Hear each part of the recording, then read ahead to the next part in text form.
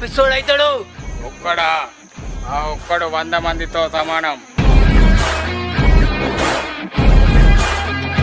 సరిహద్దున నువ్వు లేకుంటే కను బాబా కంటి నిండుగా నిద్రపోదురా నిద్రపోదురా.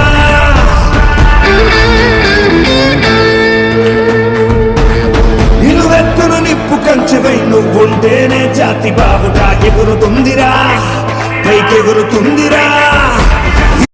ఇంతకు నీ ఉత్తరాల ప్రేమ ఎక్కడ దాకా వచ్చింది? రేపు వెళ్తున్నాగా మేజర్. ఈసారి వెళ్ళకపోతే ఆమె నాకు జీవితంలో దక్కదు.